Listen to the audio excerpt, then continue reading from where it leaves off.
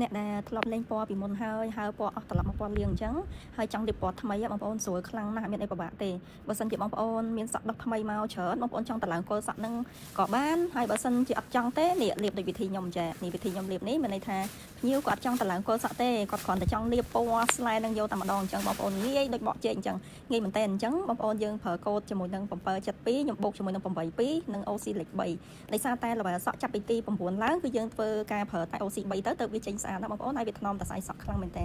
ពីរហ្នឹងគឺយើងលាយស្មើគ្នាហើយកុំភ្លេចទឹកកាពីឆេះតិចមក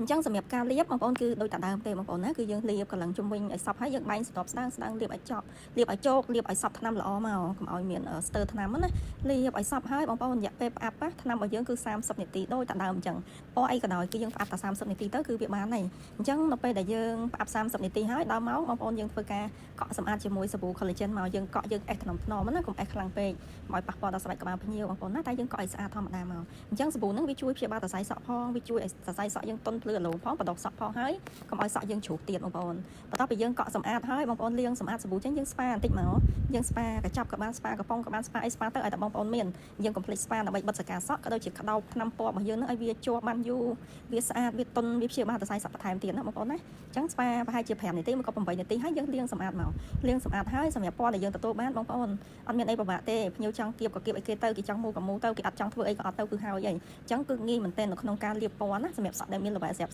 ហើយអញ្ចឹងបងប្អូនគឺស្រួលមែនទែនចំណាយពេលតែ1ម៉ោងគឺបងប្អូនបានពណ៌មួយថ្មីស្អាតបន្ថែមទៀតសម្រាប់គ្រប់ពណ៌ទាំងអស់គឺយើងធ្វើដូចគ្នាអញ្ចឹងទាំងអស់ណាបងប្អូនណាឲ្យតែសក់មានល្បែចាប់ពីទី8មកក៏9ឡើងបែបនេះណាបងប្អូនដាក់ពណ៌អីក៏ចេញស្អាតដែរនៅក្នុងប៉ាន់ណដាក់ពណ៌អីគឺចេញពណ៌នឹងដូចប៉ាន់តែម្ដងអត់មានពិបាកទេបងប្អូនគឺស្រួលធ្វើបែបនេះ